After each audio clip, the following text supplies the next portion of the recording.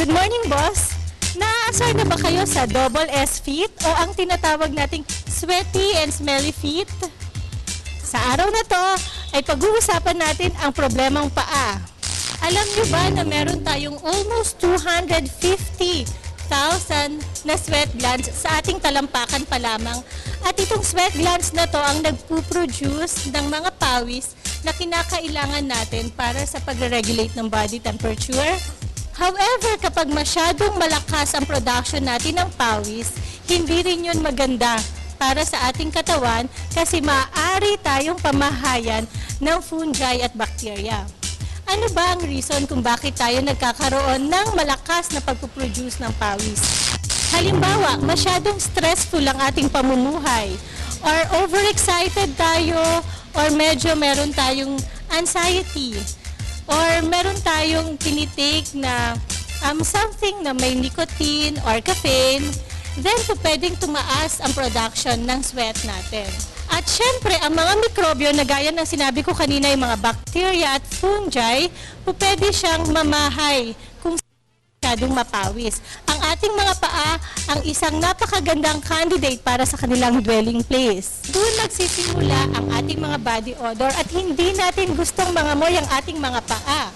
So ano ang dapat natin gawin para maiwasan ng ganitong mga kondisyon?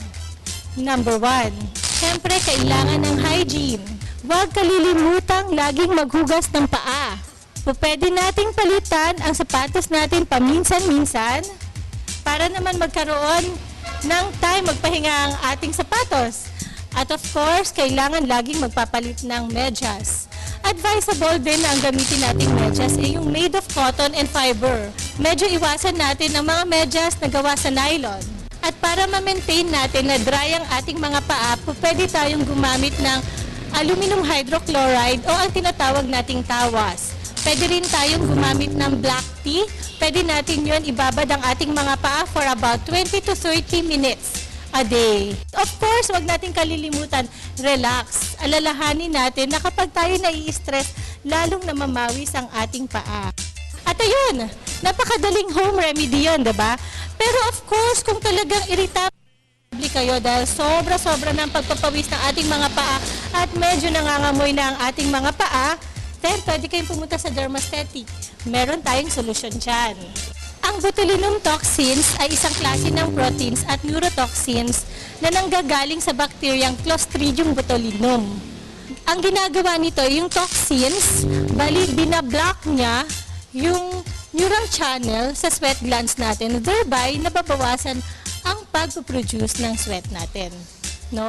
And of course, kapag medyo nababawasan na yon, mas konti na ang chance na pamahayan tayo ng mga bacteria at fungi. Huwag kayong mag-alala sa pag-i-inject ng botulinum toxins dahil hindi ito masakit.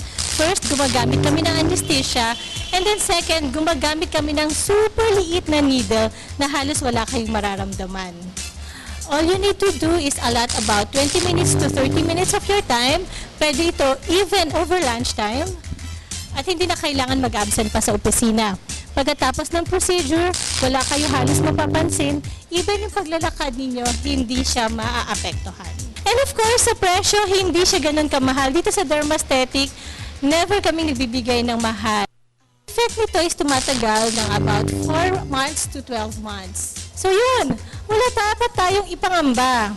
Kailangan nating solusyonan yung dalawang S na yan ng ating mga paa. No more sweaty feet and no more smelly odor. Dito lang yan sa dermaesthetic. Ito po si Dr. Eclipse, ang inyong pretty doctor.